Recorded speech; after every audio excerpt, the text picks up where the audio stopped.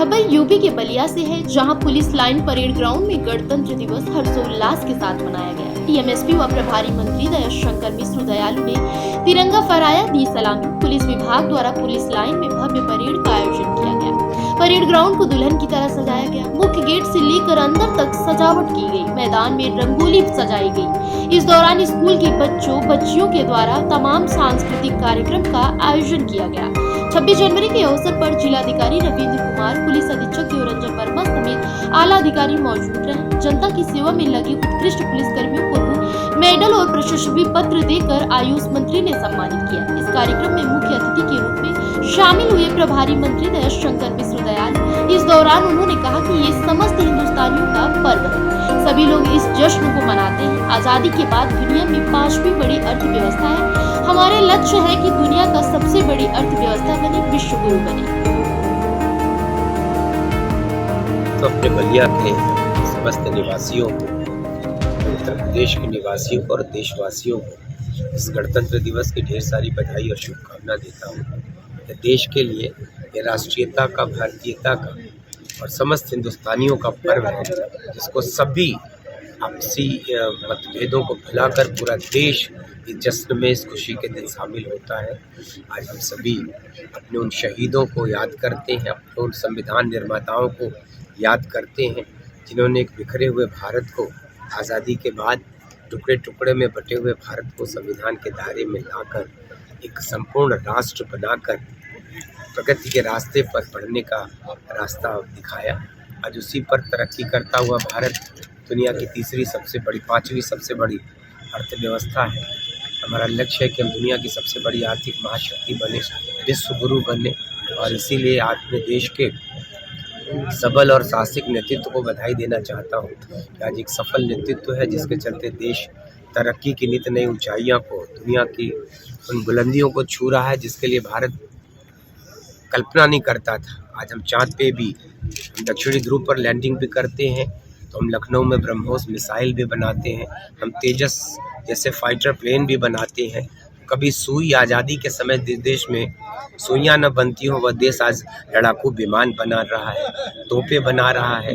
तो मुझको लगता है कि जिस तरीके से हमारी तरक्की है इस देश की, वह दिन दूर नहीं जब भारत विश्व गुरु बनेगा और दुनिया की सबसे बड़ी आर्थिक महाशक्ति। जी, देश के दुश्मनों के देश के जो दुश्मन देश है, उनके लिए क्या मैसेज रहेगा आज के दिन आपका? दुश्मन कहाँ कोई बचा, दुश्मन देश तो आटे के लिए तरस रहा है। हम अपने 80 करोड़ लोगों को कोरोना के बाद से 4 वर्षों में वह भारत है जो हम भी कभी अमेरिका के आयातित गेहूं की रोटियां खाने पर विवश थे, लेकिन आज हम अपने 80 करोड़ देशवासियों को हम मुफ्त में अनाज देते हैं। हमने 4 करोड़ देशवासियों को, बेघर लोगों को आवास दिया है। हम अपने देश के लोगों के स्वास्थ्य की गारंटी लेने वाला देश है, रोजगार की गारंटी लेने वाला देश है। तो एक बदला हुआ भारत है, दुनिया की सबसे बड़ी, हमने कहा कि 5वीं सबसे बड़ी अर्थव्यवस्था है। हमारी मंजिल चौथी, तीसरे पायदान से होते हुए कभी दुनिया की सर्वोच्च शिखर पर बैठना हमारी कल्पना है। हम सूर्य का भी अध्ययन करने के लिए अगर यान छोड़ रहे हैं, हम मंगल का भी अध्ययन कर रहे हैं, तो दुनिया में नित नए प्रतिमान स्थापित करने वाला देश भारत है। माननीय देश के यशस्वी प्रधानमंत्री नरेंद्र मोदी जी के सबल नेतृत्व में, कुशल नेतृत्व में और एक बहुत ही कड़े और बड़े फैसले लेने वाली सरकार है, जिसने अपने देश की सीमाओं की सुरक्षा किया है, तो देश के हर गरीब की चिंता किया है, किसान की चिंता किया है, तो हमारे भगवान राम का मंदिर भी बनाया है, तो गरीब का घर भी बनाया है। जब कभी आप सोचिएगा तो आपको लगेगा कि वह भारत नहीं है। पड़ोसियों की बात आप कर रहे हैं तो वहाँ आटे की बोरियां लूटने में लोगों को अपने प्राण गंवाने पड़ रहे हैं। हम अफगानिस्तान के लोगों को भी अनाज देने की हैसियत में हैं, हम श्रीलंका की भी भुखमरी मिटाने की हैसियत में हैं। यहाँ पे ये जनपद बलिया की पुलिस लाइन में आज गणतंत्र दिवस के अवसर पर जो परंपरागत रूप से पुलिस की परेड आयोजित की जाती है, वो सेरेमोनियल परेड भी, और इसमें हमारे मुख्य अतिथि माननीय मंत्री जी, हमारे जो प्रभारी मंत्री जी हैं दयाशंकर मिश्र दयालु जी, वो थे। और कार्यक्रम में परेड बड़े अच्छे तरीके से यहाँ पे जितने भी पुलिस के अधिकारी और कर्मचारी थे, काफ़ी हफ्तों से मेहनत कर रहे थे, काफ़ी अच्छी परेड हुई। परेड के उपरांत जो यहाँ पर जनपद बलिया के कुछ स्कूल के बच्चे आए थे, उन्होंने काफ़ी अच्छा कार्यक्रम का प्रदर्शन किया, सांस्कृतिक कार्यक्रम में। और उसके बाद जो हमारे पुलिस परिजन हैं, जो जिनके मृत्यु हो चुकी है, जो शहीद हैं, उनकी जो विधवाएं थीं या उनके जो परिजन थे उनको माननीय मंत्री जी द्वारा उनको सम्मानित किया गया। सर कितने लोगों को प्रशस्ति पत्र दिया गया, कितने लोगों को सम्मानित किया गया? और इसमें यूपी 112 की तरफ से प्रशस्ति पत्र आए थे कि जिन पुलिसकर्मियों ने काफ़ी अच्छा काम किया था।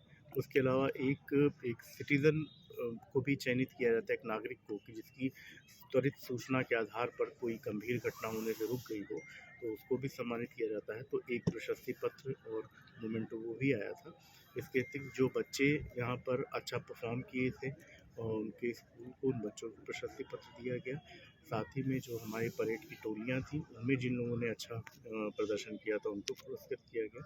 और कुछ मेडल्स थे, जो मेडल्स आज पुलिसकर्मियों को दिए जाने थे, उन लोगों को मेडल भी प्रदान किए गए माननीय मुख्य अतिथि जी द्वारा। जनपद वासियों से क्या मैसेज देना चाहेंगे आज के दिन? जनपद वासियों को गणतंत्र दिवस की बहुत बहुत शुभकामनाएं।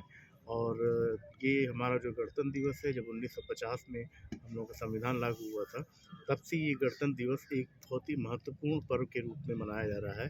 क्योंकि वास्तव में जो आधुनिक भारत है उसकी नींव तभी पड़ी थी जबकि भारत में संविधान लागू हुआ था।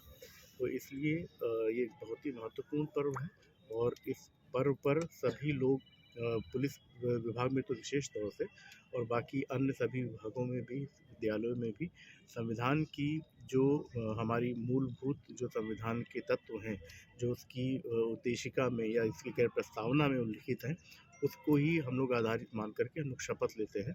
और पूरे जनपद वासियों को इस संविधान की पूरी की जो शपथ ली जाती है उसके जो भी मूलभूत तत्व हैं उनको अपनाने के लिए मेरा अनुरोध है। और साथ में सभी को ही गणतंत्र दिवस की बहुत बहुत शुभकामनाएं। फिलहाल इस खबर में बस इतना ही।